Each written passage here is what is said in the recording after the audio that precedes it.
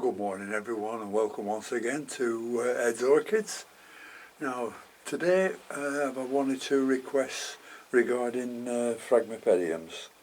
The only thing I can do is tell you the way I keep them, what I do with them, and how I water them, how I feed them. That's the only thing I can do. It doesn't mean to say that's the correct way of doing things, but it suits me and it seems to work for me. There are 1,000 other ways of doing it, and you've just got to wait till these plants acclimate themselves to your conditions before you know what to do with them. So let's get on with having a look at a few phragmipediums. Now this is one I haven't got a label on. I don't know what's happened to it.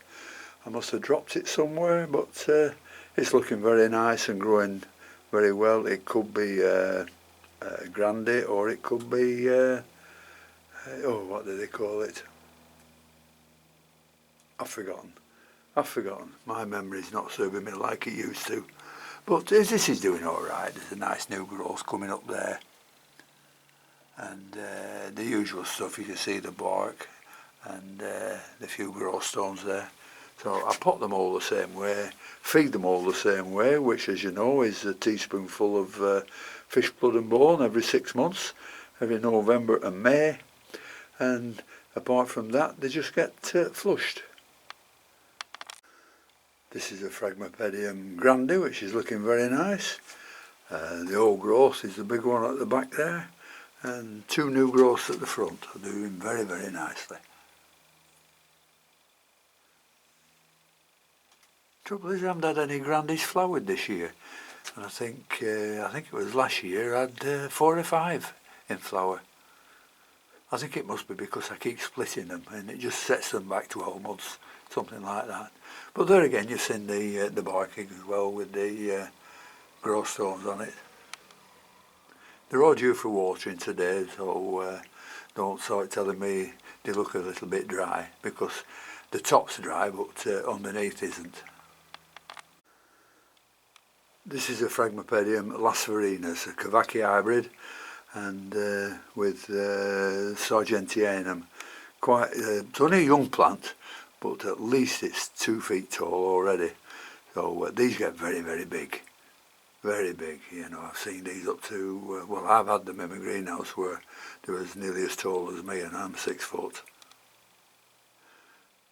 So that's Phragmipedium lasverinus. That's looking alright, as you notice. The same bark is wet again. Few growths round the back here, but looking very, very nice. No signs of it flowering just yet. It's a little bit small, but nevertheless that's a lovely plant. Now I've had one subscriber commenting my ruby slippers, saying that he might think that it's short of water or stuff like that, or the roots might not be so good. But it's got 2 nice growths on it there, and another one coming up next to another new growth. So what I said to him was that when I was doing this video, I would unpot it and have a look at the roots. So that's what I'm going to do. Well, when I've unpotted these, I'm going to put it back into the same bark mix, because I only bought this just less than 3 months ago, and I think what I'm to it is trying to adapt to my conditions. So we'll have a look at the roots and see if they're okay.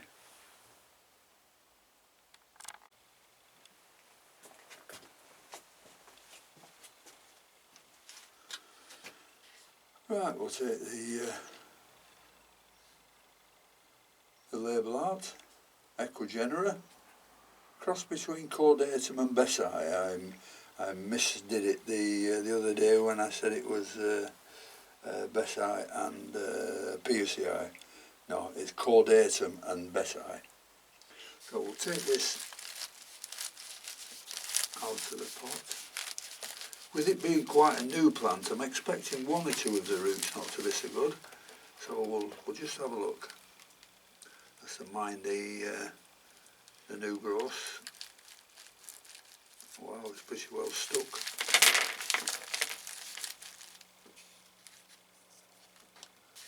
How can I get hold of this properly? Here it comes.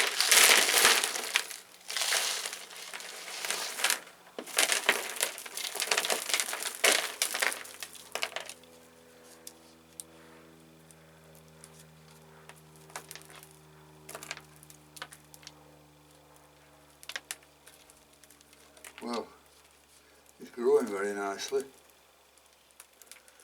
Now this is what I mean, I'll get the camera. You see, but like all of them, it's been grown in a small pot and the roots have gone round and round and round. A lot of new grow tips on these, lots of them. Just get the camera a bit further away. And with me being in the deep pot, you can see they've started to grow downwards. You know, I'll just try and sort these curly whirly roots out here, and I'll come back to you. Well, the root ball is just a little bit tight for me to undone, and there is an abundance of new grow tips on the roots, an abundance of them. There's at least 20 or 30, and these are the ones that have started growing downwards. See, there's some more around there. Let's see if we can pick it up and turn it over.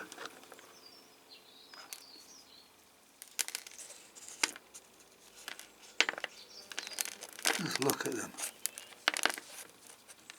And actually no bad roots at all.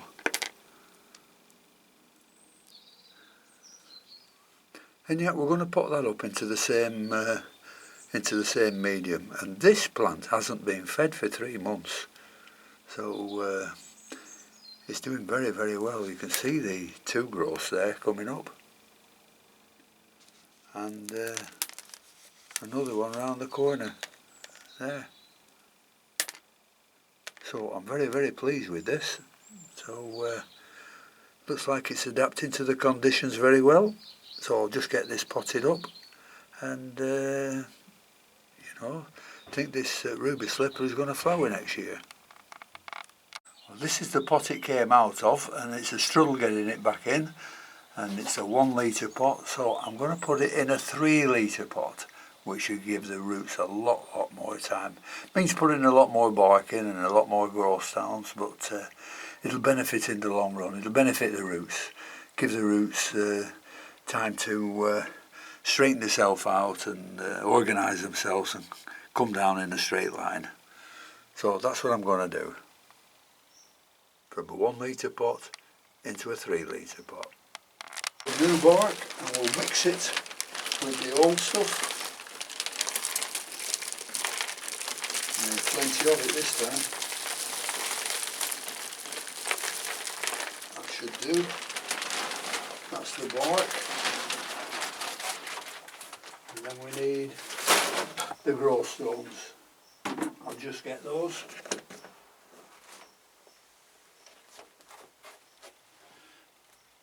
There we are. A box full of them. Put a good handful of that in.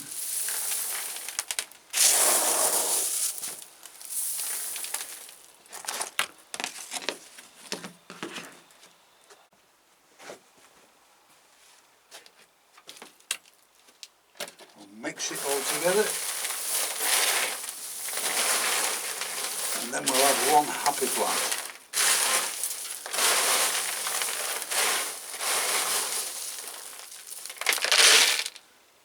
Just make sure we get it planted to the right depth. A bit more, yes, I think. We'll try that.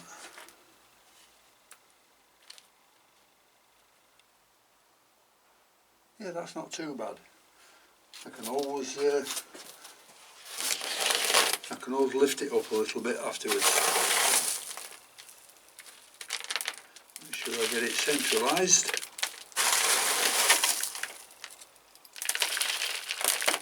Oops, look at that. I'm putting the scissors in.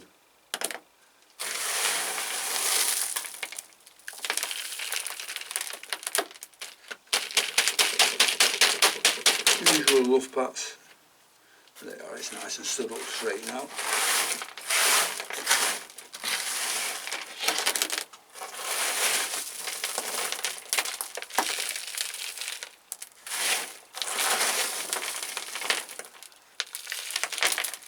I like planting these frags just so the bottom of the plant is resting on top of the medium, or just slightly below.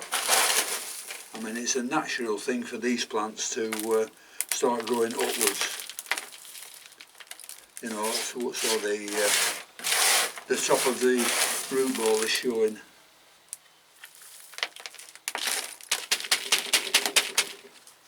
Just lift it up slightly.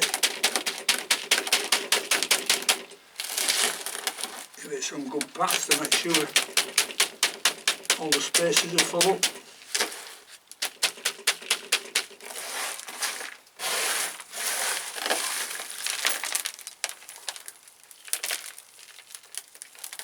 And I have all the frags to water today, so after I've done this video I'll do all that.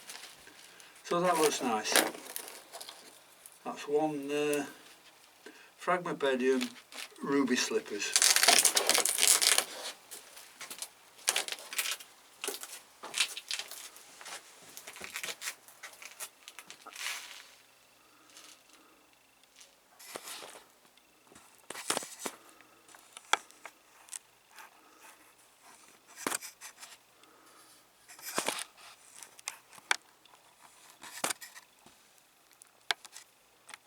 Sure, it's to the right depth. That doesn't look too badly, and we'll start filling up round.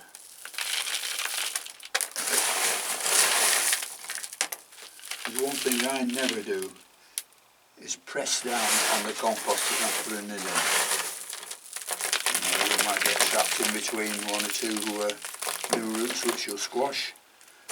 I'd much prefer to do what I always do and give it a good luff back to cover all the spaces up. Put plenty in to start with, it'll all go down as it's covering everything up.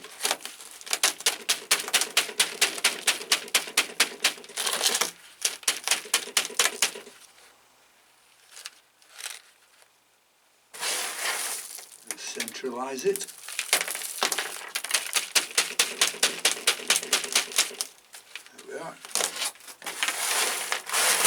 And just fill it round.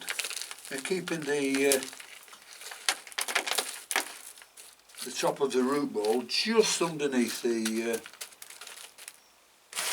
not as deep as phragmipediums, because phragmipediums have a tendency to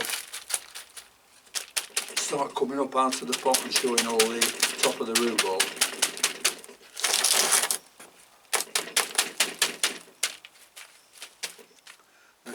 Here. There we are, and that's done. Put the label back in, and as I'm going to water all the frags today, well, I've got to water everything today. I'll do that when I start watering. Well, due to my 15-minute time limit on my videos, I've had to cut this one short, and I've missed a little bit out for mixing the bark out, so I've got to do this in two parts, so part 2 coming up.